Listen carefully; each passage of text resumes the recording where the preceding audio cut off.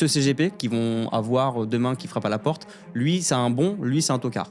Au pire, ça sera coupé au montage. Donc on passe de 550 000 euros dans la poche de l'État à 137 500.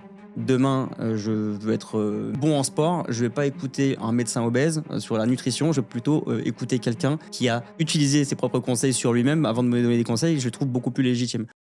Bienvenue sur la chaîne Club VIP Finance. Aujourd'hui, je suis avec Adrien Bartol, conseiller en gestion patrimoine CGP, agréé par l'AMF. Attention, ceci n'est pas un conseil en investissement, parce que investir, ça comporte des risques en capitaux. Donc faites très attention de ce que vous faites, ou en tout cas, ne vous rapprochez pas de n'importe qui. Faites vos recherches avant de faire quoi que ce soit. Merci beaucoup, Adrien, aujourd'hui d'être avec moi, enfin qu'on soit ensemble. On se connaît depuis un bon moment. Tu as un parcours qui est incroyable. Franchement, j'ai trop hâte à ce qu'on puisse en parler. Merci pour cette invitation. Oui, j'ai un parcours un peu atypique, hein. Je ne suis pas issu de ce milieu professionnel, je n'ai pas fait de très grandes études. Je me suis formé de manière autodidacte, donc c'est une fierté pour moi d'être là, d'avoir pu créer aussi, il n'y a pas longtemps, mon propre cabinet avec un système de mandataires qui nous ont rejoints. Donc, et la grosse fierté, c'est que parmi les mandataires, c'est des clients, en fait. Je leur ai permis de passer ce gap, en fait, comme moi j'ai fait, de quitter le salariat pour se lancer en indépendance avec vraiment un accompagnement sur mesure, hein. C'est-à-dire qu'ils peuvent me solliciter sur tous les sujets. On est là à les accompagner à H24 parce que j'ai une famille aussi, mais c'est vraiment un plaisir. C'est vrai que vous me connaissez depuis un petit moment. Moi, c'est vrai que je suis en général pas ultra fanat des conseillers en gestion de patrimoine ou conseillers financiers à proprement parler, parce que on a de tout de rien et j'ai souvent cette comparaison du conseiller bancaire, par exemple, qui est pas du tout CGP, mais pour grossir le trait, je dis souvent que c'est des revendeurs de chez Foot Locker parce qu'ils connaissent en aucun cas les produits qu'ils sont en train de vendre. Eux-mêmes font pas de la course à pied, qui est en l'occurrence de l'investissement. Donc ça peut être très intéressant. Et pour resituer, nous on se connaît depuis 2017. À l'époque, tu travaillais dans la mécanique, donc rien à voir. T'es passé du tout au tout, enfin en l'occurrence du rien au tout ou du tout au rien, comme on peut voir en fonction du prisme qu'on peut avoir. Qu'est-ce qui t'a donné envie comme ça de changer de casquette du jour au lendemain? Alors, bah, ceci, ça va être un premier conseil, c'est que j'ai décidé d'investir en fait dans mes capacités. Et ça, c'est le meilleur investissement que vous puissiez faire en fait. Il n'y a pas d'autres investissements qui vaudront autant que votre capacité à croire en vous-même. Ça, c'est super important. Je suis venu à ce métier parce que bah, j'en avais marre de compter, hein, tout simplement, ou d'être salarié, à aller pleurer pour une augmentation. Donc, j'ai voulu investir dans l'immobilier. Et je me suis aperçu que malgré tout ce qu'on voit sur Internet, bah, la fiscalité, c'est un vrai sujet en immobilier. Donc, j'ai rencontré un conseiller en gestion de patrimoine à titre personnel. Et ce jour-là, ça a été une révélation, vraiment. C'est non, non, je vais investir sur moi-même et après, j'investirai dans l'immobilier. Donc, j'ai rejoint plusieurs réseaux, j'ai fait un bout de chemin, je me suis beaucoup formé. C'est des milliers d'heures de formation, hein, pour en arriver là et c'est passionnant, quoi. De toute façon, on n'a rien sans rien, mais finalement, Sarkozy, il a eu un peu raison, c'est-à-dire que tu as envie de travailler, gagner plus, il suffit d'aller frapper, de traverser la rue, c'est ça, non? C'est ça que tu dis? Exactement, dans l'idée, c'est ça. Alors de beaucoup travailler, hein, parce qu'il faut être sérieux quand même, surtout dans ce domaine d'activité. On ne peut pas se permettre de jouer avec, l'argent et le patrimoine des gens. Ouais. Donc il faut être, crédible. On ne peut pas se permettre, du jour au lendemain, «Allez, confie-moi 1 000 000 €, t'inquiète, je sais gérer» et finalement c'est un expert, à côté qui va le gérer pour moi. Non, il faut comprendre ce qu'on fait pour le client et le plus important, c'est faut faire comprendre, faut que le client comprenne, ce dans quoi il investit. Bien sûr, et d'ailleurs, c'est pour ça qu'aujourd'hui, nous avons des organismes comme l'AMF qui vont justement demander d'être enregistrés auprès de l'ORIAS pour avoir l'agrément CIF, parce que justement, investir, quand on investit pour le compte de ses clients, on leur donne des conseils, en fait, là, ils te confient leur avenir. Donc, on ne peut pas jouer avec ça. Alors, il y a toujours des personnes qui trouvent le moyen de le détourner, mais moi, je suis plutôt en phase avec l'AMF, hein. C'est un enfer au niveau paperasse, mais c'est à la fois un enfer et aussi une fierté parce qu'on a tout un côté réglementaire, rapport d'adéquation, gouvernance des produits, recueil d'informations. Enfin, c'est énorme, mais c'est gage de sécurité en fait. J'étais pas, 10 ans, il y a 10, 15 ans en arrière, on m'aurait parlé de produits financiers, ça m'intéressait pas. Ça ne parle pas à beaucoup de gens d'ailleurs quand tu regardes, hein. Quand tu parles investissement, finance, les gens, ils disent: «Oh, tu me casses les cacahuètes avec ton truc». C'est ça, alors que maintenant, je suis passionné et puis ce qui est sympa, c'est que j'arrive à transmettre cette passion à mes clients et ça, c'est génial. Souvent, il y a des clients, même des chefs d'entreprise qui n'ont pas le temps et qui comprennent enfin, en fait. On leur a dit toute leur vie: «Fais ci, fais ça» et ils comprennent pourquoi il faut le faire et c'est ça qui est passionnant. Et justement, sur ça, sur le fais ci, fais ça, c'est quoi en général le truc que tu vois le plus souvent auprès de tes clients qu'il faut absolument changer? On va alors reprendre quelqu'un qui est, on va dire, ton client lambda qui nous écoute, même aujourd'hui, c'est quelqu'un qui est sur un TMI environ, donc un taux marginal d'imposition à 30%, qui a un enfant ou pas d'enfant, mais c'est quoi globalement qui revient tout le temps et qui est potentiellement aujourd'hui, il faut tout de suite résoudre? Alors, il y a vraiment plutôt 2 choses. La partie imposition, parce qu'ils sont massacrés. Bienvenue en France. Bienvenue en France, c'est ça, mais il y a de mémoire entre 500 et 600 niches fiscales. Donc il y a de quoi faire aussi, hein. Et attention, niche fiscale, ça ne veut pas dire défiscalité, j'arnaque l'État. Non, non, il y a des vraies thématiques d'investissement. Donc c'est pas le sujet de j'arnaque l'État, je défiscalise. Non, non, ça peut être ça aussi de faire réduire son imposition. Donc il y a l'imposition, il faut la travailler correctement. Investir n'importe comment sous couvert d'une carotte fiscale, c'est une très mauvaise idée. Chaque thématique est importante. Par exemple, un grand sujet, c'était la loi Pinel. On n'investit pas en loi Pinel, on investit en immobilier et on a le droit à une réduction d'impôt liée au dispositif. Ok, mais juste pour reprendre un peu, parce que pour les gens qui nous écoutent, pour ceux qui connaissent pas Pinel, c'est en trois lignes, c'est quoi globalement? En 3 lignes, on va acheter dans du neuf, Ok, construction neuve, et sur le montant de l'investissement, on va avoir une réduction d'impôt. d'accord, ok. Qui représentait à peu près combien? Alors, bon, En pourcentage, je parle? en pourcentage, on va partir sur le Pinel Plus, c'était en fin d'année, à 21% sur 12 ans.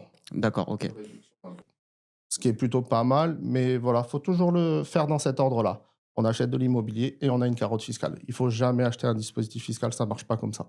Bah, de toute façon, il faut toujours se poser la question à qui profite le crime d'une certaine manière. S'il y a une carotte fiscale, c'est qu'il y a quelque chose derrière, donc toujours se renseigner, j'imagine. Et en vrai, c'est là où le conseiller en gestion de patrimoine intervient. C'est pas simplement d'être passe-plat pour te donner un produit d'assurance vie ou un point épargne retraite, comme on pouvait dire tout à l'heure, mais c'est qu'il soit vraiment là pour te conseiller en fonction de ton objectif, parce que d'ailleurs, on viendra ça là-dessus, que c'est primordial, c'est limite la première question que tu peux poser à n'importe qui de tes clients que tu peux onboarder, c'est quel est ton objectif, pourquoi tu veux cet argent-là, mais on va y venir dessus. Donc, juste pour finir là-dessus, avant de commencer à enchaîner sur l'ensemble des stratégies que tu peux mettre en place, etc., c'est quoi, toi, ta vision d'un patrimoine propre, un patrimoine solide d'équerre? Déjà, on commence par de l'épargne de précaution, ça c'est indispensable. Ok, Quelqu'un qui vous dit d'investir toutes vos économies, c'est une très mauvaise idée. très bien, ouais. Donc, épargne de précaution, selon votre profil, 3 à 6 mois de charges, hein, donc des vraies charges. On n'essaye pas de minimiser les charges pour mettre le moins d'épargne de précaution possible. Pour ça, il y a des livrets réglementés qui sont très bien. Livrets réglementés, c'est des livrets type livret A. Je rappelle qu'ils ne sont pas fiscalisés dessus. Donc, OK, ils ne rapportent pas beaucoup de rendement, mais c'est votre première sécurité. Voilà. Sur un livret A, il n'y a pas de risque de ne pas avoir le rendement. Ou pas de risque, non, c'est pas vraiment le mot. Il y a très peu de risques en tout cas. Et après, on va construire son patrimoine progressivement. On va pas aller investir toutes ces économies dans de la crypto et dans des actions. On va pas les investir tout dans le Bitcoin parce qu'on a vu Asher ou d'autres personnalités peu crypto qui en parlent. Et d'ailleurs, très subjectivement, Asher le dit, hein, c'est faites très attention à ce que vous faites. La crypto, c'est extrêmement volatile. Donc faites très attention quand vous avez sur les réseaux des publicités pour des brokers crypto un peu banco, enfin ou un peu bancal, bref, on s'en fout, vous m'avez compris. Faites attention, la crypto-monnaie, c'est bien. Mais là, actuellement, au moment où on tourne le podcast, le Bitcoin il est en train de décrocher. Moi, j'investis beaucoup dans le Bitcoin, mais parce que j'ai un objectif extrêmement long terme avec des objectifs extrêmement long terme. C'est-à-dire que c'est pour quand aujourd'hui j'ai 36 ans, c'est pour mes 50 ans, 55 ans, 60 ans. Donc, faites attention quand vous faites quelque chose. L'argent on a le problème. Et on le voit en plus, encore plus dans nos générations actuelles, on ne veut plus attendre, on veut tout de suite. Qui a de mieux que d'avoir la crypto-monnaie en tête de proue en disant investissez, vous pouvez avoir des rentabilités mirobolantes. Donc, non, faites très attention. Donc, ouais, épargne de sécurité, je suis complètement d'accord. Et d'ailleurs, je vais compléter une chose tu dis 3-6 mois de charge. Il y en a même des gens qui disent 3-6 mois de salaire. Pour moi, je trouve ça lunaire. Tu vois, je trouve que c'est beaucoup trop. 3-6 mois de charge, pour moi, c'est complètement OK, surtout pour quelqu'un qui est en CDI. Alors effectivement, 3-6 mois on va dire de chiffre d'affaires ou en tout cas d'encaisser pour un chef d'entreprise, peut-être que c'est peut-être un peu plus OK. Mais ouais, je suis d'accord avec toi là-dessus. Et peut-être tu voulais compléter? Tu as posé une bonne remarque, c'est pour les chefs d'entreprise aussi. Cette méthode, il faut l'appliquer pour les particuliers, mais aussi pour une entreprise. Bien sûr. Pour être safe, il faut mettre cette épargne de précaution en fait. Sans ça, vous allez perdre de l'argent. Si vous investissez tout, ça va être comme aller jouer au casino. Donc, tant qu'à faire, autant aller jouer au casino. Moi, vous stresserez moins que d'investir tout votre argent et sans épargne de précaution. Et d'ailleurs, tu accompagnes aujourd'hui des chefs d'entreprise pour investir les capitaux de leur société, non pas de leur argent personnel, mais de leur société? Oui, oui, aujourd'hui, on accompagne. Il y a plein de solutions pour.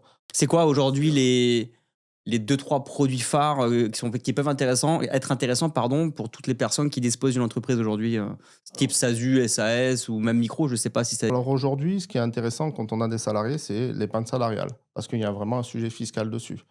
L'épargne salariale, c'est un dispositif qui est plutôt canon. On prend le cas d'un PEE, au bout de 5 ans, on récupère. plan épargne d'entreprise? Ouais. Donc c'est plutôt sympa. Après, il y a des vrais sujets d'investissement. On peut investir, que ce soit dans des contrats de capi, dans de la crypto-monnaie, avec de l'épargne d'entreprise. Enfin, on peut faire vraiment plein de choses et c'est ce que les gens oublient. On peut aller investir c'est à la mode aussi, surtout sur les plus-values, quand on revend sa boîte, d'aller investir dans du private equity aussi. Oh, OK, intéressant. Il y a plein de thématiques d'investissement. Il y en a pas une qui vaut mieux que d'autres, hein, parce que, un rendement miracle, ça n'existe pas ou alors c'est, de la roulette russe, mais le but, c'est d'aller diversifier. Jamais all-in dans un produit d'investissement. Ouais, de toute façon, je suis bien d'accord avec toi, c'est toujours pas mettre ses œufs dans le même panier, c'est important. Et à propos, on va rester un petit peu sur cette thématique de l'épargne de précaution. Il y en a qui vont dire: «J'épargne ce qui reste». C'est quoi ta réponse pour les gens qui disent ça quand tu leur dis: «Ouais, mais il est important d'investir et cetera». Moi, je le vois souvent. Qu'est-ce que tu leur réponds à ces gens qui disent: «J'épargne ce qui reste»? Alors il faut qu'il se structure, c'est-à-dire ce qui reste, mais ça va varier tous les mois. L'important, c'est d'être régulier tous les mois. Il vaut mieux mettre, imaginons s'il reste, on a l'habitude, d'avoir 500 € à la fin du mois, il vaut mieux mettre à la limite, 300-400 € vraiment sur, une thématique d'investissement précise. Les 100 € les garder à la limite pour des loisirs. Parce qu'on ne peut pas épargner sereinement aussi sans en se privant, en fait, tout Ouais, bien simplement. sûr. Il faut aussi ce côté, d'avoir un peu de trésorerie pour se faire plaisir. Ouais, c'est important. Le but, c'est pas Donc d'être le plus riche du cimetière, comme on dit, hein. exactement, aujourd'hui, un chef d'entreprise, s'il ne coupe pas, de temps en temps, son cerveau, il va exploser. Moi, j'ai aussi d'ailleurs un tips que moi je donne très souvent aux élèves de l'école quand ils rejoignent, quand ils me rejoignent. Le problème, c'est qu'on a le cerveau aussi, il est toujours capable de dépenser ce qui reste à la fin du mois. Donc, moi, ce que je remets en place, ça, je l'ai récupéré d'un bouquin que j'ai lu de Robert Kiyosaki qui s'appelle Père riche, Père pauvre. Je sais pas si tu l'as lu, qui est un bouquin qui est extrêmement intéressant, qui parle des notions de cash flow, etc. Mais là où je veux en venir, c'est de mettre simplement un virement automatique tous les mois, au même titre que Orange, Bouygues, ce que vous voulez. Vous mettez au début du mois, vous prenez une somme qui pour vous est effectivement OK, qui ne vont pas vous changer toute votre vie, et vous le mettez de côté sur un livret, vous pouvez dispatcher sur autre chose, mais en gros c'est indolore, il n'y a pas besoin d'avoir cette charge mentale, parce que c'est une charge en fait, quand tu regardes, c'est une charge psychologique que d'appuyer sur un bouton qui vous fait enlever de l'argent. Alors que quand c'est un prélèvement, en fait vous payez vous-même avant de payer les impôts, avant de payer votre facture à internet, etc. Donc moi je mets ça en place, et on voit toute la différence, hein, parce qu'effectivement, tu as une galère, bah, c'est pas grave, tu repioches dedans. Mais au moins, t'as pas eu cette charge en te trouvant des excuses en mode faut que j'aille chercher les enfants à l'école. Ah, je vais au sport. Ah, bah si. Ah, bah j'ai le travail. Oh, il y a mon boulot qui m'appelle. Bah non, en fait, ça se fait sans toi. Exactement, versement programmé, c'est très bien, sachant que ça s'adapte aussi, hein. Il y a des mois, où imaginons, pour les fêtes de Noël, on a décidé cette année, on se fait plaisir, et ben, on peut couper les versements programmés le temps des fêtes de Noël, il y a pas de souci. Tout s'adapte. Après, il faut que les versements programmés soient en cohérence avec les objectifs. Si demain tu me dis, tu vas être à la retraite à 50 ans et tu mets 20 € par mois, bon, c'est pas cohérent avec tes objectifs. Ouais, on en parlait tout à l'heure, effectivement, que c'est important. Si tu mets 50 € par mois, mais tu vas être millionnaire, bah, tu vas être millionnaire. Non, il faut peut-être rajouter peut-être 2 000, 3 000 € supplémentaires pour aller les chercher pour les 20 prochaines années. Je suis d'accord avec toi. On va passer sur la partie crédit immobilier. Là, on va vous donner beaucoup de choses. On en parlait tout à l'heure en off. Euh, Là, tout de suite, on va vous donner des petits tips que vous allez pouvoir actionner dès maintenant. Là, c'est pas du conseil d'investissement, c'est vraiment quelque chose d'actionnable qui est pas réglementé, donc on peut y aller. C'est sur la partie assurance emprunteur. L'assurance emprunteur, on voit bien qu'il y a de base, quand vous passez par votre banque pour faire un emprunt immobilier, en général, vous payez plein pot. Toi, demain, qu'est-ce que tu recommandes à ces gens-là pour aller changer? Parce que je pense que déjà, le changement, c'est maintenant. Non, je rigole. Le changement, je pense qu'il est plus que de mise parce qu'il y a beaucoup d'économies à aller chercher, mais sans aller au détriment des garanties. Donc, quelle est la guideline que tu donnerais pour ces personnes-là? En fait, c'est important déjà de bien comprendre, son contrat. C'est pas évident, je sais qu'on doit comprendre beaucoup de choses. Mais si demain on n'a pas pleinement confiance en son assureur, il vaut mieux toujours contrôler. Je prends le cas d'un client qui s'est fait renégocier son contrat, enfin qui a eu une proposition de renégociation. Le client était CSP 3, donc catégorie socio-professionnelle 3 en tant que mécanicien embarqué. Et il a eu une proposition comme s'il était employé de bureau, donc CSP1.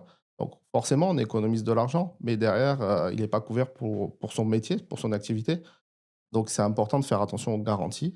Et il faut voir aussi tout ce qui est délai de carence, les couvertures de protection. Si on fait du sport à risque, ça ne s'improvise pas en fait. Il faut vraiment aller chercher, faire un état des lieux avec le client, savoir ce qu'il fait dans la vie pour être sûr qu'il soit bien couvert. Et après, on va aller chercher un tarif. Parce que finalement, si je comprends bien, c'est un petit peu, si je reprends ton cas, c'est-à-dire qu'il a pris une assurance avec finalement des conditions qui étaient différentes, c'est-à-dire que potentiellement, il assurait une BMW alors que finalement, il disait qu'il assurait sa Golf. Donc si demain il a un problème avec sa BMW, bah, en fait, il se crache avec sa Golf, bah, en fait, il n'aura pas d'indemnité, c'est ça à peu près. Bah, l'idée, c'est ça, exactement. Si demain on se blesse pour la mécanique alors que faire de la mécanique, c'est exclu, bah, c'est dommage, quoi. C'est dommage, c'est important d'être couvert pour les bons risques parce que payer pour payer, ça n'a pas de sens. Tant qu'à faire, il faut vraiment être couvert. Après, un point sur lequel il ne faut pas déroger, surtout avec l'achat de la résidence principale, c'est vous êtes couvert sur 100% de chaque tête. Ce n'est pas des économies qu'il faut faire là-dessus. Sur ces sujets, il faut se protéger. Parce qu'il y aura déjà la douleur. Je vais prendre l'exemple d'un couple marié avec des enfants. Déjà, il va y avoir la douleur de la perte de l'autre. Si on peut ne plus avoir toute une partie du crédit à payer, c'est des soucis en moins. Donc ça, on achète de la tranquillité au cas Ouais, où bien il se sûr. passe quelque chose. Ça à fond perdu, mais derrière, on faut se protéger aussi également. En vrai, c'est là où tu as raison, c'est regardez, mettez le nez dans vos conditions générales et de garantie. En vrai, si vous avez la flemme, en vrai, alors peut-être qu'il y en a beaucoup qui vont bondir, peut-être toi inclus, mais moi je suis partisan d'aller, pourquoi pas, aller taper ça dans le chat GPT. Vous prenez votre contrat, vous l'envoyez à chat GPT. De toute façon, il n'y a pas besoin à ce qu'il y ait votre nom, prénom dessus, donc on oublie toute la partie, on va dire, information divulguée. Il va vous sortir les grandes lignes, en tout cas les choses sur lesquelles vous êtes assuré, et vous faites une comparaison directement sur Internet et vous vérifiez que vous avez bien les mêmes garanties. Et très généralement, vous allez pouvoir facilement économiser 20 euros par mois. Enfin, moi, quand j'ai fait ça pour ma maison il y a 2 ans et quelques, honnêtement, il y avait 60, je crois que je payais 70 euros par mois de garantie de crédit pour une maison qui va aller, enfin, qui vaut toujours d'ailleurs près de 220 000 euros. Donc, c'est pas énorme. Mais derrière, j'ai économisé près de 20 euros par mois, je crois, un truc comme ça, avec les mêmes garanties. Pour ça, j'utilise de l'intelligence artificielle pro mais j'utilise aussi, l'IA forcément. Comment je pourrais faire mon activité, aller chercher les opportunités d'investissement et ne pas me servir de l'IA, ce serait un non-sens. Ouais, complètement. Oui, oui, comparez, faites-le. Cachez bien les données, par contre, personnelles, hein. Attention, juste une rature, petite subtilité, sur un PDF, faites plutôt une capture d'image à la limite, parce que si vous surlignez en noir les infos, bah, lui, il va lire le PDF, donc il va pas voir la rature ChatGPT, donc c'est important de faire attention quand même à vos données. Bon, de toute façon, des fuites de données, il y en a de partout, mais voilà, faites attention à vous avec ces sujets-là. On va passer maintenant, on a vu la partie crédit. Maintenant, j'aimerais bien parler d'un sujet, je pense, qui va intéresser beaucoup de gens aujourd'hui. C'est la partie plutôt maintenant des supports sur lesquels tu investis et sur lesquels toi tu vas pousser ton client pour investir. On va parler des enveloppes, type plan épargne action, donc PEA, assurance vie, PER compte titre.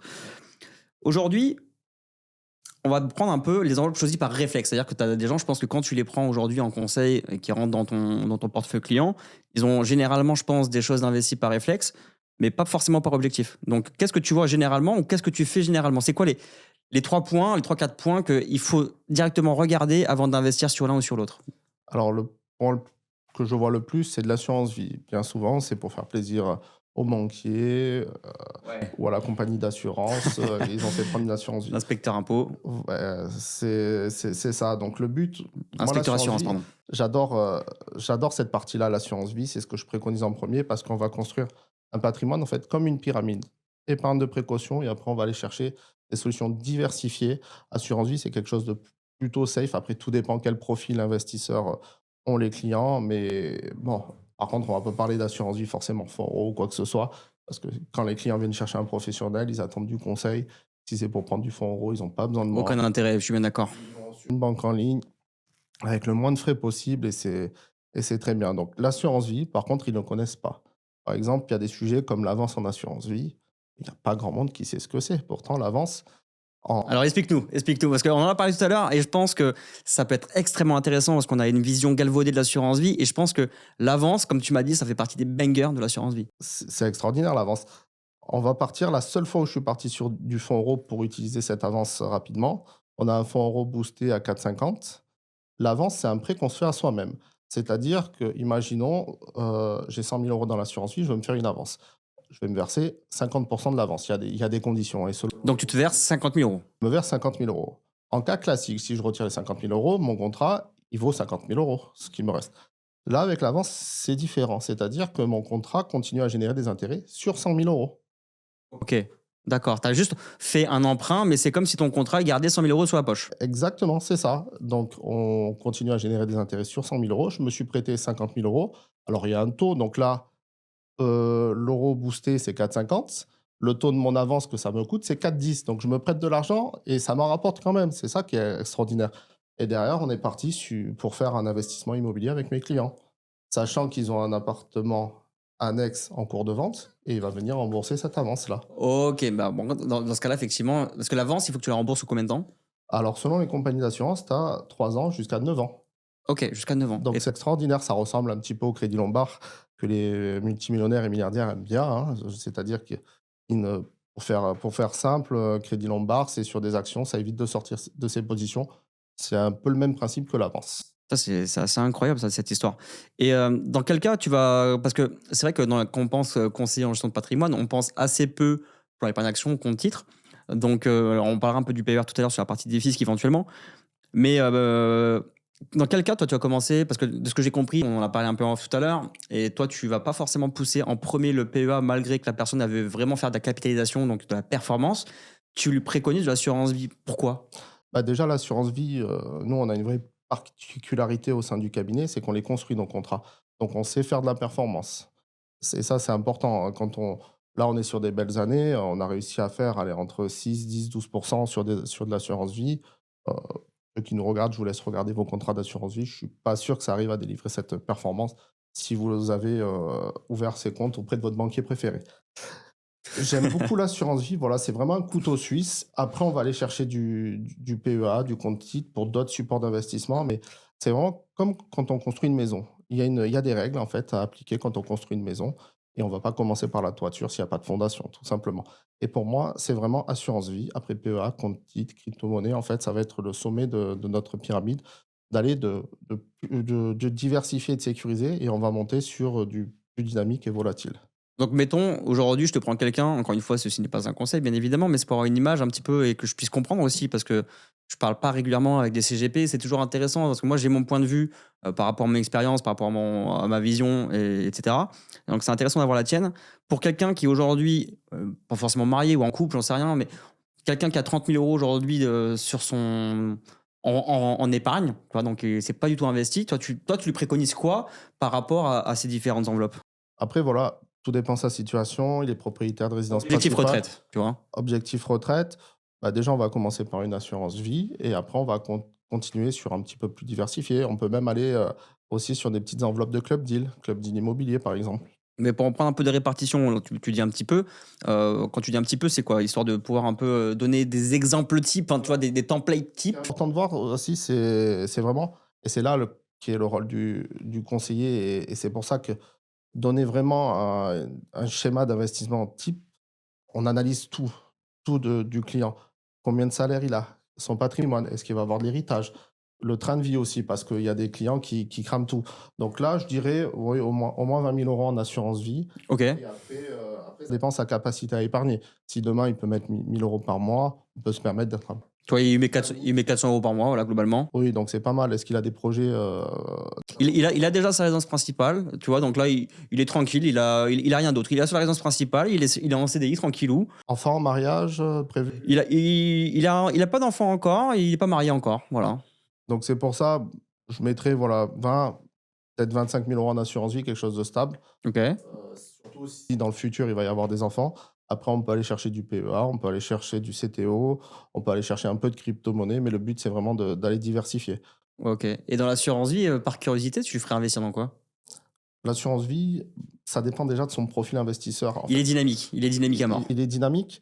J'aime bien les produits structurés, ça c'est Attention, les produits structurés sont un gros risque en investissement, donc faites attention. Je vous invite à, quand vous investissez sur un produit structuré, d'aller vérifier les DIC, donc les documents d'information clés. Vous allez avoir toutes les notions dans quoi c'est investi, l'indice de risque SRI qui est primordial aussi à savoir. Donc faites attention. Mais très intéressant, continue. produits structurés, oui, je vous invite à aller vous renseigner sur ce que c'est parce que là, je vais vous l'expliquer, ça va vous perdre. Produits struc, mais pas trop non plus. Voilà, faut juste milieu. Pas forcément de fonds euros, peut-être un peu d'oblique pour sécuriser, pour faire baisser le SRI du portefeuille. Quoique là, tu m'as dit que c'est profil dynamique. Oui, dynamique, Même ouais. s'il a un profil dynamique, s'il a pour objectif d'avoir un enfant derrière, c'est pas parce qu'il est dynamique que je vais aller lui faire, un portefeuille en SRI 6. S'il a son enfant à un moment où les marchés se retournent, voilà, c'est mon rôle d'avoir une vision globale aussi et de protéger des fois l'investisseur. Parce que des fois, on peut aller all-in et tout, oui, mais non, moi, c'est mon boulot à moi de faire attention. On va gagner de l'argent, il n'y a pas de souci, mais attention à tout ça. Donc, diversifier des thématiques US, un peu de tech, mais voilà, en ce moment, c'est assez cher. Donc, il y a des questionnements par rapport à l'intelligence artificielle. Je pense que l'Europe est un peu sous-cotée, donc ça peut être intéressant d'aller sur de l'Europe aussi. Ok.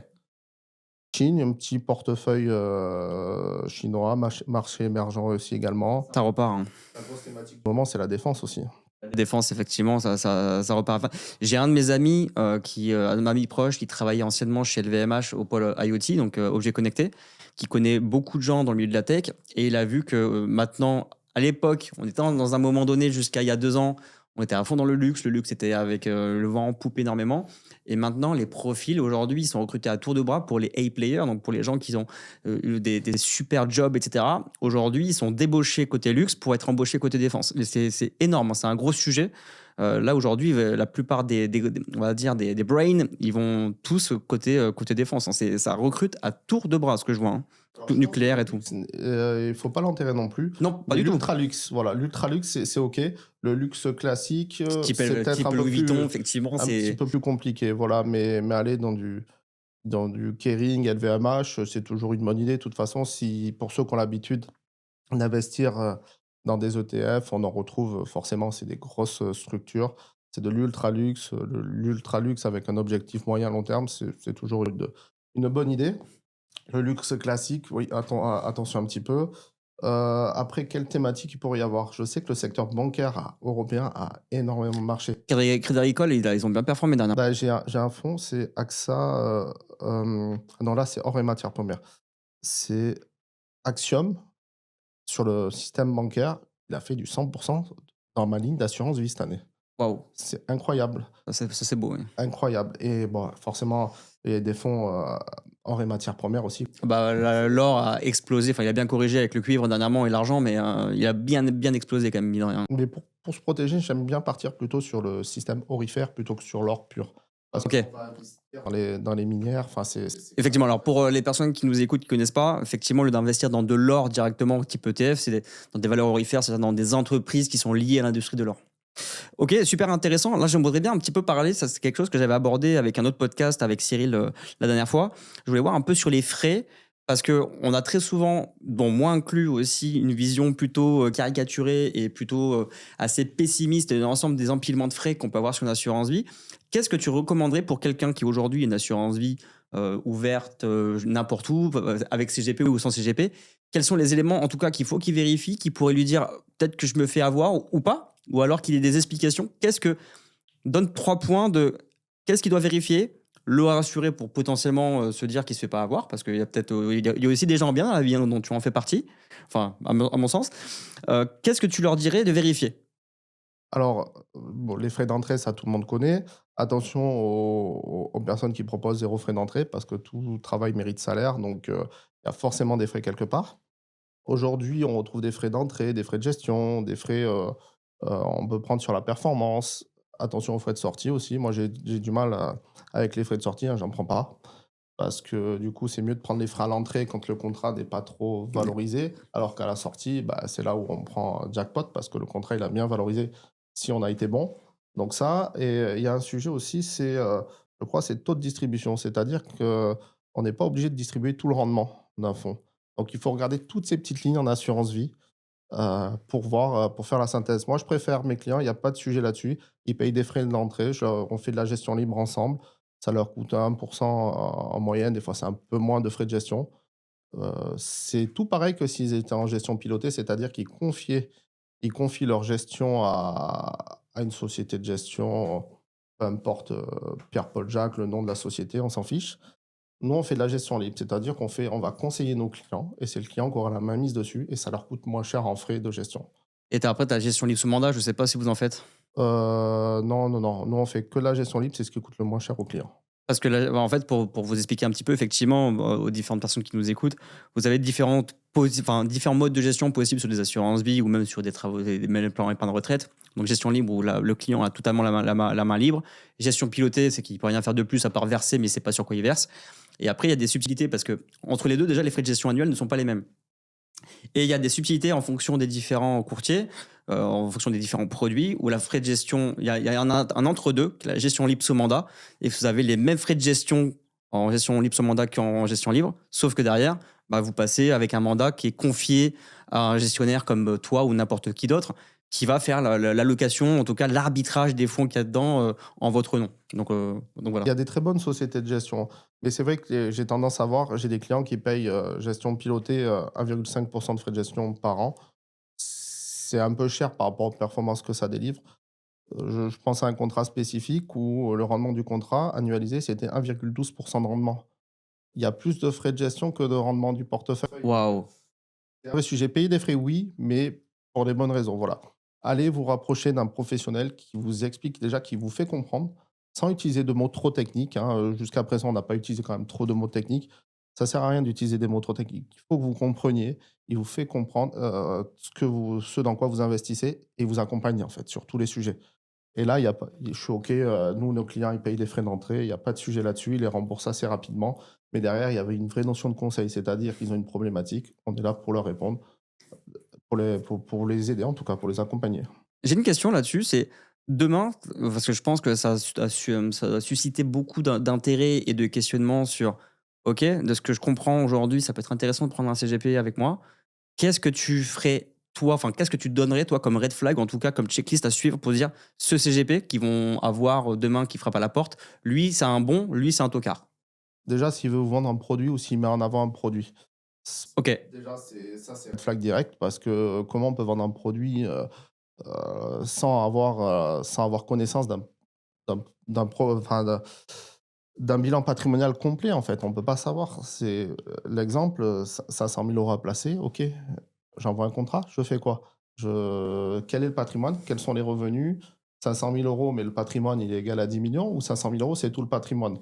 Et c'est ça qui est compliqué. Faut aller prudemment, il faut comprendre ce qu'on fait. On n'est pas là juste pour proposer des produits et il y en a, hein, qui le font.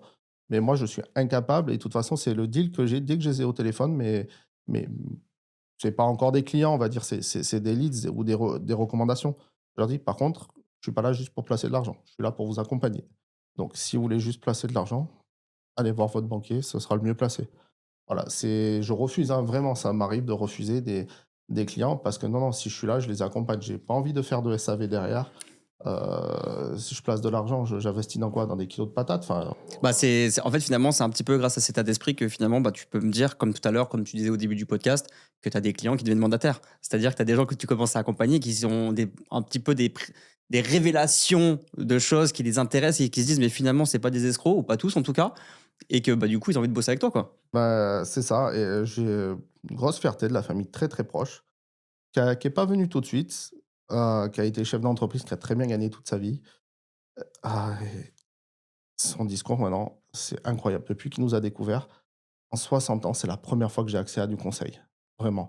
Et ça c'est miraculeux parce que c'est pas parce que des fois c'est des personnes très proches que, c'est plus facile. Justement, cette personne-là, elle a attendu de voir, mais maintenant ça a été extraordinaire parce que elle a vu que non, non, c'est pas par amitié qu'il est venu nous voir, c'est parce qu'il y a des compétences derrière. Ça, C'est c'est génial. Et c'est vrai que bah, j'ai encore reçu un message il n'y a pas longtemps d'un de mes élèves, je dirais pas le nom parce que forcément, mais j'en ai souvent des trucs comme ça et ça fait tellement chaud au cœur. Tu sais que tu as des gens qui te disent: «Punaise, mais je suis vraiment content de t'avoir rencontré, qu'on m'ait mis sur mon chemin».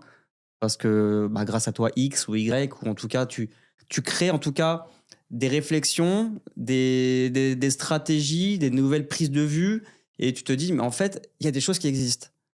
Alors je vais pas dire que demain tu investis en bourse, tu vas être libre, tu vas être milliardaire, non pas du tout. Par contre, tu sais qu'en tout cas, parce qu'on sait qu'en France, la retraite, j'ai pas envie d'être dans la théorie du complot, ce que tu veux, mais on sait que ça va être très compliqué plus tard par rapport à notre génération. On a le même âge, on a 36, je crois que t'as ça, t'as 36 ans aussi ou 36. 39 déjà. Voilà, c'est pas loin du tout. Non, mais et c'est vrai que la retraite, c'est un vrai sujet et il y a beaucoup de gens qui se posent des questions et qui se disent, je suis pas forcément bien dans mon boulot, j'ai pas envie de bosser jusqu'à 70 ans parce qu'on va, ça repousse, ça repousse. Et c'est vrai que l'investissement, que ce soit la bourse, l'assurance vie, bon, même si l'assurance vie, c'est de la bourse d'une certaine manière derrière, c'est des produits qui sont investis en bourse, mais vrai, c'est pas le sujet. Et que là, tu te dis que, en fait, t'as une voie de sortie.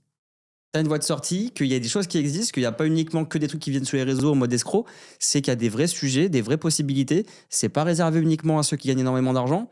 Alors effectivement, les histoires comme le PER en général, et d'ailleurs ça va être le prochain sujet, où on se dit que le PER c'est indiqué pour quelqu'un qui a un TMI à 30%. Mais c'est vrai que c'est tellement gratifiant le jour où justement tu as des clients, slash élèves, slash que tu veux, qui te disent mais putain, c'est génial. On va passer sur le prochain sujet, c'est justement sur la partie clause bénéficiaire des assurances vie. Parce que ça, c'est un truc que très généralement, pour les gens qui ne connaissent pas, je vais te laisser le raconter exactement. Tu étais beaucoup plus habilité que moi, même si je peux le faire, mais c'est ton métier, donc je vais te laisser faire. Donc, en quelques points, qu'est-ce qu'une clause bénéficiaire et pourquoi c'est extrêmement important, on l'a vu en off avant, qu'il faut justement remettre le nez dedans régulièrement. Ah, c'est super important, une clause bénéficiaire. C'est quoi une clause bénéficiaire? Demain, je vais ouvrir une assurance vie, je vais te mettre en bénéficiaire, donc ça va te désigner toi comme mon héritier. Alors, avant 70 ans, l'argent que je mets, c'est du droit des assurances. Après 70 ans, ça repasse dans l'actif successoral classique aussi. Donc, c'est bah, qui vous décidez de protéger, en fait, la clause bénéficiaire. Donc, ça, c'est extraordinaire. Et il faut bien calibrer parce que souvent, il y a des clauses bénéficiaires, bah, c'est au nom de l'ex-mari. Ou alors, par défaut, les clauses bénéficiaires, je le vois sur les placements, c'est héritier né ou à naître. C'est toujours mieux d'aller cibler une personne Hmm. précis parce qu'héritier né ou à naître, mais bon, combien il y a d'enfants? Peut-être on est un peu plus fâché avec un enfant qu'un autre. Enfin, ça, c'est super important. Donc, à qui je veux que mes placements, à qui ça revienne, tout simplement. Donc, c'est super intéressant. Faut pas avoir peur de la changer.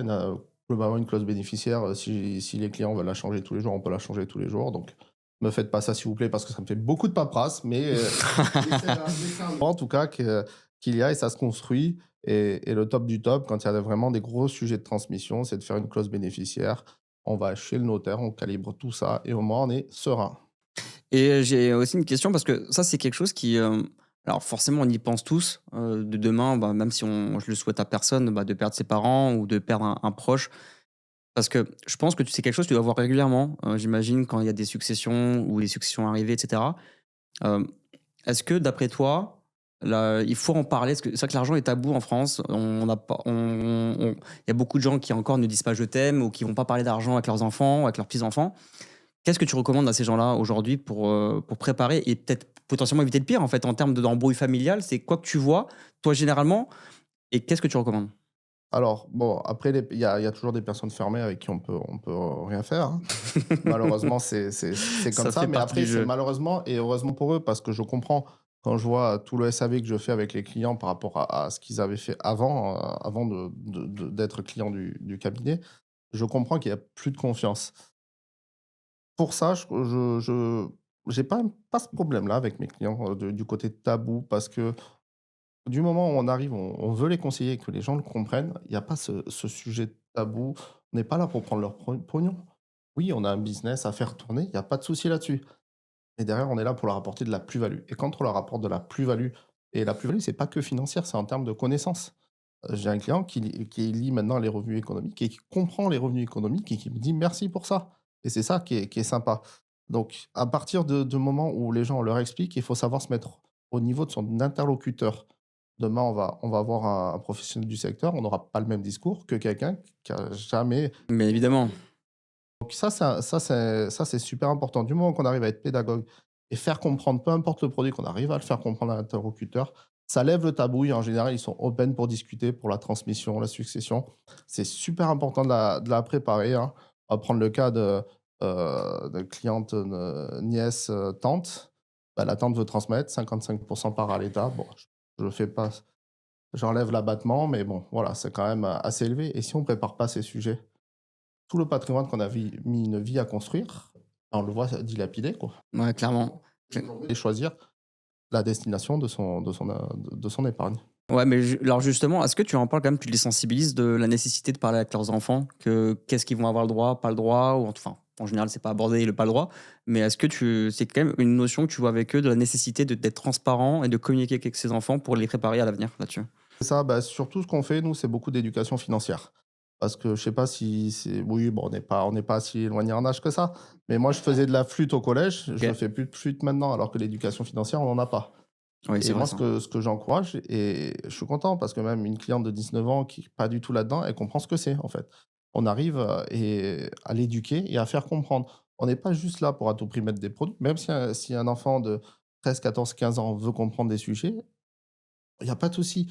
On donne mon numéro, on appelle, on échange. Je vais pas être là à prendre des honoraires. Je vais faire monter un peu en compétence. Alors oui, je vais pas passer une semaine Mais évidemment. avec lui. Quoique, je dis ça, mais on a une stagiaire au sein du cabinet au mois de janvier et j'ai dû passer 95% de mon temps avec elle pour la former, pour lui apprendre et c'était passionnant, quoi. Donc bah, le but, c'est de transmettre et de se mettre au niveau même des jeunes, en fait.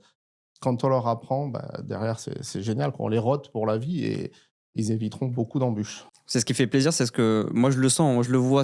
Là, tu parles avec le cœur. Là tu parles avec le bide. Là, tu parles, c'est vraiment quelque chose qui t'anime. Attention, c'est pas pour rien que tu t'es réorienté là-dessus. Et c'est d'ailleurs une des raisons de pourquoi aujourd'hui nous sommes amis tous les deux, c'est que tu as ces valeurs. Et moi, je suis content qu'aujourd'hui, ces valeurs elles ne se perdent pas et que tu les transmettes et que c'est justement que c'est ça qui t'anime. C'est un peu ton mantra, ce que je vois, hein, c'est de transmettre, d'apporter de la valeur. Ok, bah évidemment, tout travail mérite salaire. Donc, bien évidemment, il n'y a pas de problème de parler argent, pognon, ce que tu veux, on peut le prendre dans les termes qu'on veut. Et c'est d'ailleurs souvent quelque chose que je dis avec d'autres clients, c'est qu'à partir du moment où tu prends de la valeur, il n'y a pas de problème de prendre de l'argent parce que à quel titre tu leur en fais gagner? En tout cas, avec quel titre tu leur en fais gagner? Pas perdre, mais tu leur fais gagner. Bref. Prochain sujet, ce que leur tourne malheureusement. Je voulais voir une chose parce que tout à l'heure, tu as dit une chose qui. C'est vrai que on a souvent tendance à penser que le plan épargne retraite est intéressant à partir de la tranche marginale d'imposition de 30%. Pourquoi finalement, c'est pas forcément le cas?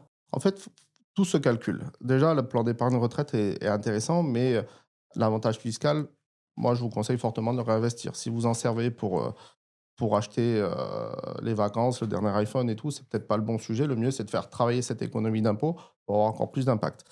Alors, c'est pas réel. Bah, d'ailleurs, c'est ce que j'apprends aux mandataires. Je leur fais calculer l'imposition parce qu'il y a deux méthodes pour calculer l'impôt et ils le font à la main, hein. Tout le monde au À cabinet sait l'ancienne. calculer. Bah, c'est super important parce que c'est comme ça qu'on va réfléchir et ça entraîne le cerveau. Alors que si on fait sur un simulateur, enfin, en tout cas, c'est C'est pas mon, pareil, bien évidemment. c'est mon avis Je suis là-dessus. d'accord. On comprend certaines choses et bah, des fois même, avec une TMI de 11%, donc tranche marginale d'imposition, on peut avoir un effet un petit peu de levier via, j'ai oublié le nom, via la décote, tout simplement. Donc l'État a mis en place, en dessous d'un certain, j'ai plus les valeurs, mais en dessous d'un certain impôt, il y a une décote qui s'applique une fois qu'on calcule l'imposition. Donc des fois, on peut mettre, une somme sur son PER et c'est un impact fiscal plutôt à 16%. Tout dépend de ce fameux montant de la décote. Donc ça se calcule en fait, hein, tout simplement. Plan d'épargne retraite, faut pas que enfin moi en tant que conseiller en gestion de patrimoine, je vais pas investir bêtement, je vais savoir exactement de combien ça va faire baisser le montant de mon imposition. Mais d'ailleurs, attention parce que quand on parle d'imposition, de gain d'impôt, c'est juste un transfert d'impôt, hein, le PER, donc il faut faire attention là-dessus, il faut quand même pas oublier ces notions-là. Et dans quel cas pour toi c'est un piège le PER ou non? Dans quel cas tu vas dire que c'est un no-go complet pour ne pas investir dessus? Le PER, bah, on se lance dans la vie active. Je pense qu'il y a des enveloppes plus intéressantes, l'assurance vie, peut-être le PEA sur des supports plus safe quand même. On a 18 ans, clairement, PER, on n'est pas encore, fiscalisé. Ça sert à rien d'y aller, quoi. Ça sert à rien d'y aller. OK, très bien. Et maintenant, on va parler un peu plus des fiscs immobilières. C'est quoi, toi, pour toi, en général, parce que quand tout à l'heure, on parlait du Pinel pour la défisque immobilière. C'est quoi aujourd'hui les pièges que tu vois encore? Tout à l'heure, on parlait par exemple, attention, parce que derrière, si votre enfant il sort du foyer fiscal, ça peut être compliqué, etc. Donc, c'est quoi déjà les premiers pièges? On a les trois pièges, si tu peux les lister. Enfin, peut-être qu'il y en a moins de trois, peut-être plus de trois qui sont pour toi importants de mettre en avant aujourd'hui. C'est quoi ces pièges-là sur la partie fiscalité immobilière? Alors attention à l'endettement, hein, et au taux très bas parce que des fois on s'est endetté à 35 avec un taux bas, sauf que peut-être qu'on a acheté au-delà de ses moyens. Le salaire a forcément augmenté moins rapidement que l'inflation, donc attention à ça. Ça permet, il vaut mieux acheter un peu moins et derrière refaire un investissement immobilier pour du locatif. Parce que quand c'est se surendetté pour sa résidence principale, OK, on paye pas de loyer, mais derrière on vient pas avoir, de loyer pour amoindrir l'effort d'épargne. Donc attention à ça. La défisque immobilière, voilà, c'est pareil, on n'achète pas de la défisque, on va acheter de l'immobilier. Ça, c'est Ouais, ok. super La important. raison, c'est immobilier. Enfin, d'ailleurs, c'est d'abord immobilier et après des fiscs. Voilà, il y a quelque chose qui est intéressant. Souvent, on entend l'immobilier, c'est l'emplacement, l'emplacement et l'emplacement. Et c'est exactement ça. C'est pas parce qu'on fait de la défis qu'il faut Ouais, ne ok. pas penser à l'emplacement. On va, par exemple, il y a eu la loi immobilière qui était la plus connue de ces 10 dernières années, c'est Pinel.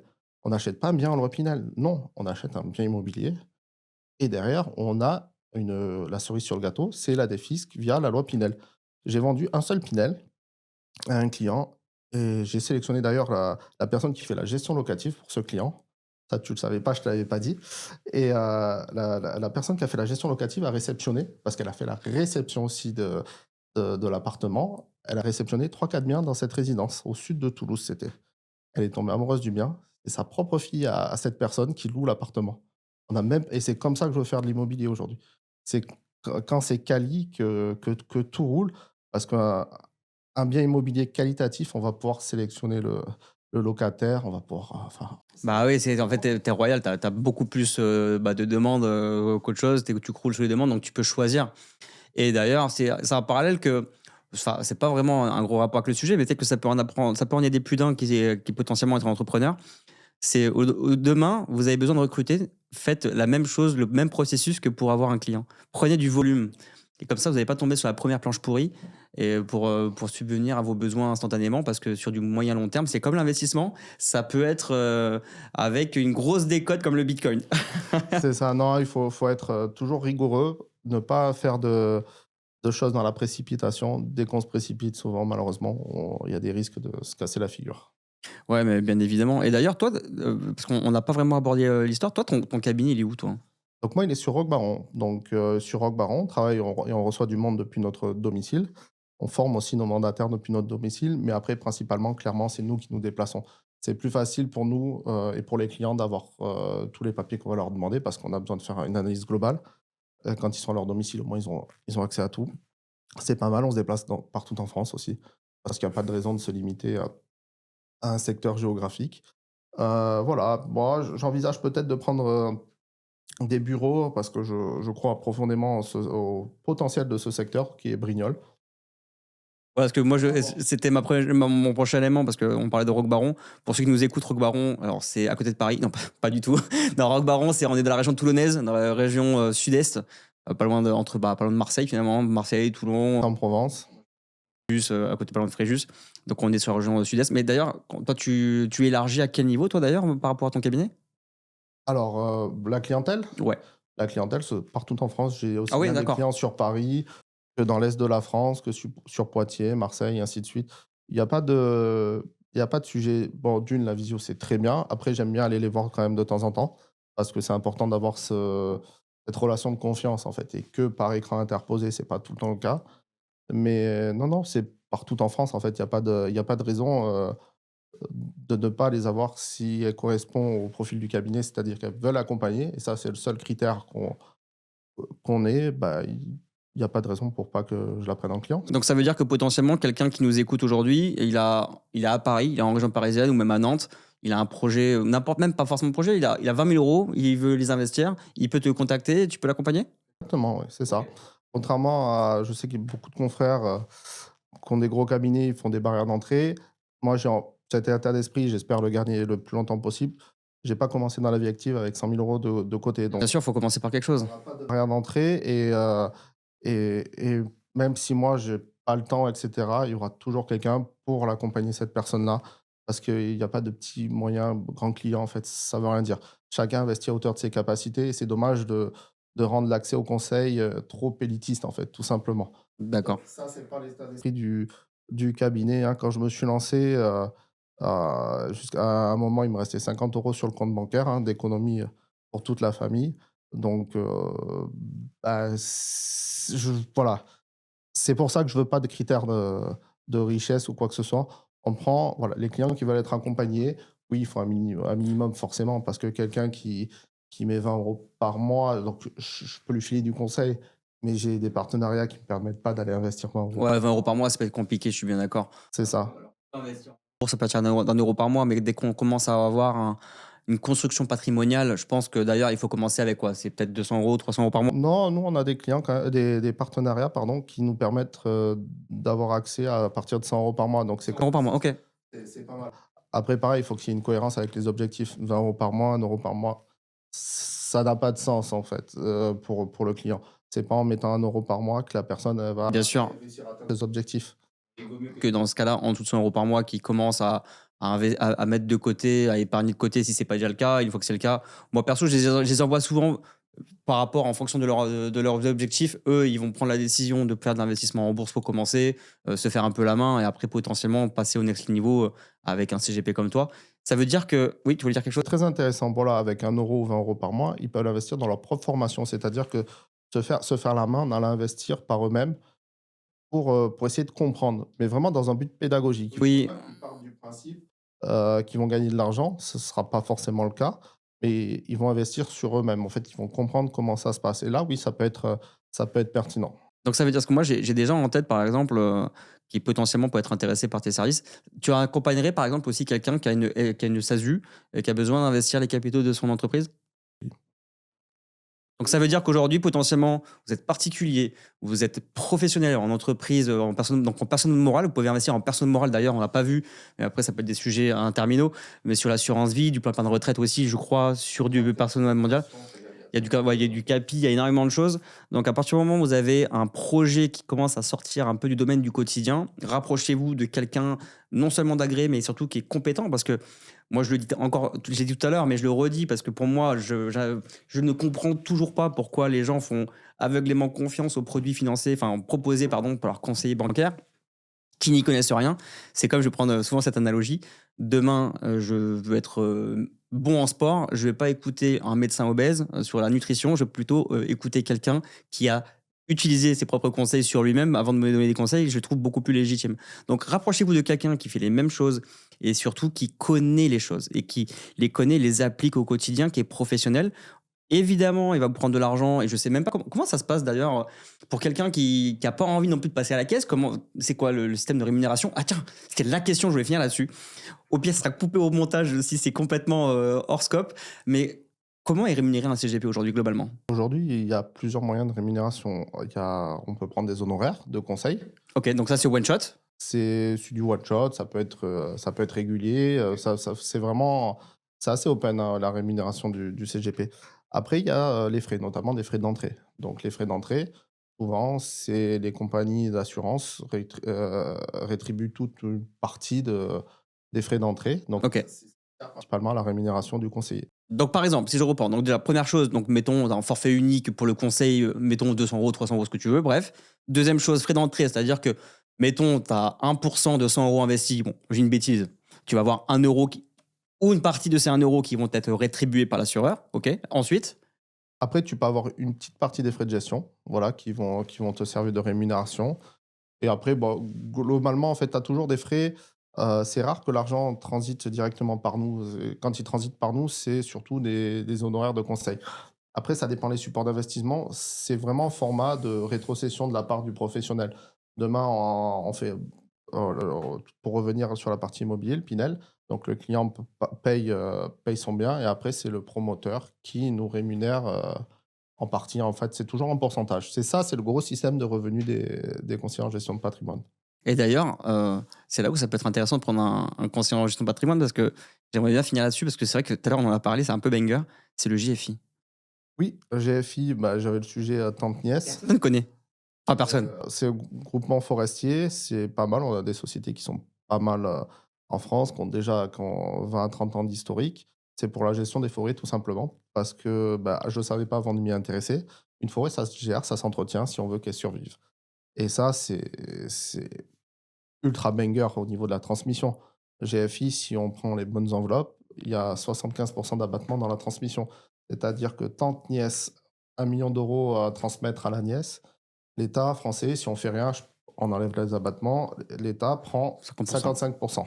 Waouh, c'est Donc énorme. 550 000 euros. C'est énorme. J'ai fait le calcul tout à l'heure. GFI, on a 75% d'abattement. Donc la base taxable, c'est plus 1 million. Maintenant, c'est 250 000 euros. 55% de 250 000 euros, c'est que 137 500 euros. Donc on passe de 550 000 euros dans la poche de l'État à 137 500.